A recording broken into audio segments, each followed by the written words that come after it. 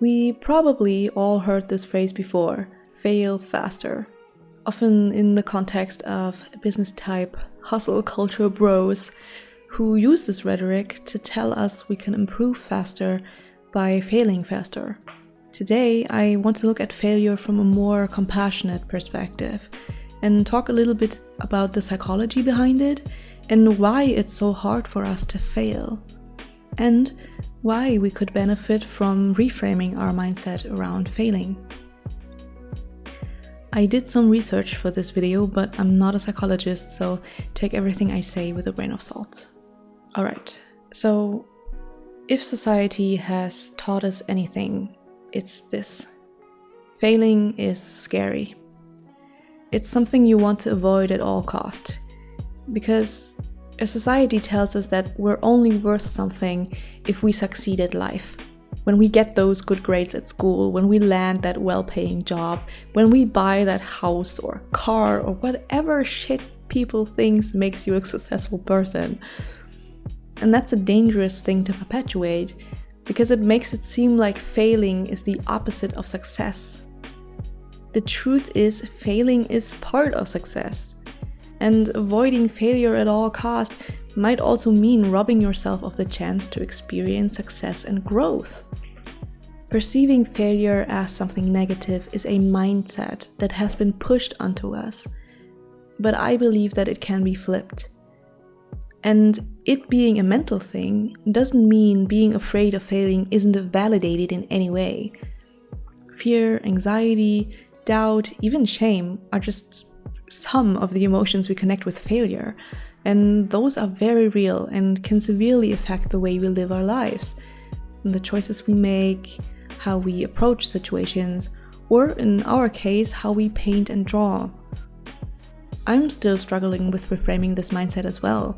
I often get so scared of failing my painting or drawing that I don't start at all. And when I push through and paint it anyway, but don't like the result, it's discouraging, to say the least. It makes me want to stop pushing myself and stay in my little bubble or comfort zone. Let's just draw headshots facing left for the rest of my life, right? But then how would I ever improve at anything? We can all agree that practice makes perfect, so what am I so scared of? I'd like to read a paragraph from an article I found. According to Professor Martin Covington of the University of California, the fear of failure is directly linked to our sense of self-worth.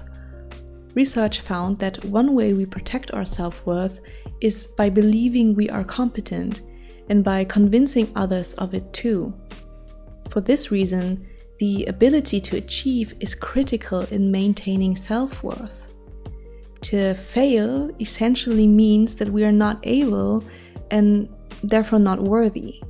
Professor Covington found that if a person doesn't believe they have the ability to succeed, then that person will engage in practices that seek to preserve their self-worth.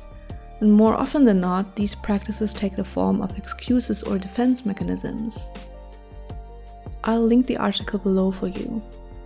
Essentially, what we're doing, at least how I understand it, is basing our self-worth on things like academic success, popularity, appearance, and so on, which you can find equivalents for in the artistic community as well, but I definitely think it reaches into all areas of our lives, so I think it's better to speak on it in a broader context than just art itself. We connect our self-worth to those things because that's what society teaches us from an early age, completely disregarding the fact that, for one, an individual's worth should not be determined on superficial shit like what grades they got in 9th grade French or how much money they earn, but also personal happiness and thus sense of self and self-worth is just that. It's personal, it's individual. You can't lump every person on this planet together and say, you'll only feel fulfilled if you become CEO of a company. Sorry, I dropped my headphones. I'm not saying that striving for things like a big social media following or praise by your peers is inherently wrong. We all strive for approval and recognition, but to what degree we do so, I think is up to you. And I think it's worth thinking about and reconnecting with what made you want to learn how to draw in the first place. What about it brings you joy? And isn't that so much more important than meeting some stupid societal standard that isn't even directly tailored to you and your situation? Interestingly, the article I mentioned also states that research found that people who practice self-compassion recover more quickly from failure and are more likely to try new things. I read this book a while ago called The Gifts of Imperfection by Brené Brown, who's a professor for social work and honestly kind of the queen of self-help books. She says that instead of thinking things like, I'm worthy when I get 200 likes, or I'm worthy when I have reached the skill level of my favorite artist, change it to I'm worthy now. Not if, not when, now. Her research also showed that by radically accepting ourselves, we become more compassionate. And like that other article mentioned, higher self-compassion means being better equipped to deal with failure. So I think when we're dealing with failure, it's important to approach it from a place of compassion so that we can rethink and reset that mindset of regarding failure as something negative. What if I told you that you might already be using failure in a positive way as an artist and you just might not notice it? Do you ever iterate on your art in any way? Designers often do this, drawing a version of a design and then looking at it, determining what works and what doesn't work, and then they take out the things that didn't work and move on with what worked. That's basically iteration. You're literally looking at your work, analyze where it failed, and move on with improvements to those areas. But does it feel like failing to you when you work that way? To me, it doesn't at all, because I was taught that this way of creative iteration is the standard way to do things when, designing a character or whatever. I accepted that moving on from failure is part of working this way.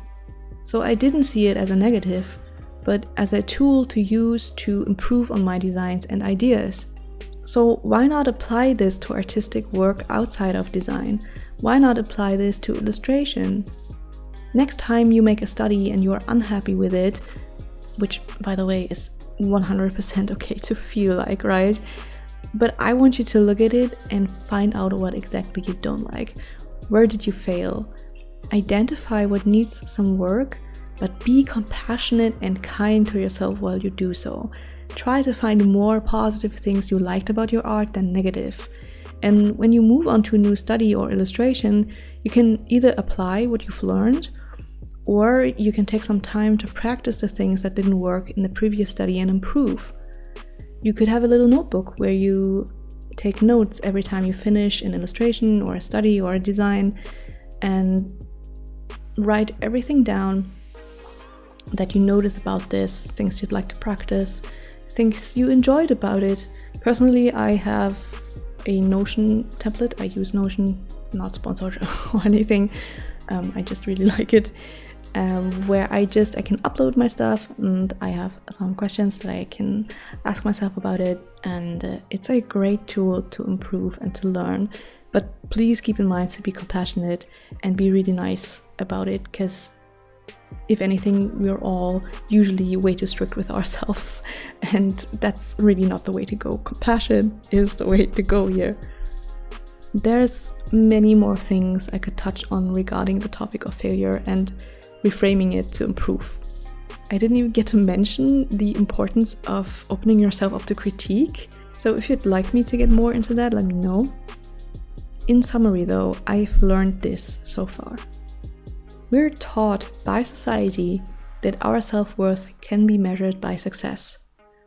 This is only enhanced by social media, where likes and followers are like currency. We're also taught that the opposite of success is failure. We avoid failing to protect our self-worth. But in reality, failure is not the opposite of success. and our self-worth should not be tied to societal expectations. And unlearning that takes time, it takes compassion, and it takes acceptance. But it's possible, and I think we would all do ourselves a huge favor to learn more about how we can be compassionate with ourselves and accept failure and move on with it to grow and to learn. And that's it. You got this. Bye-bye.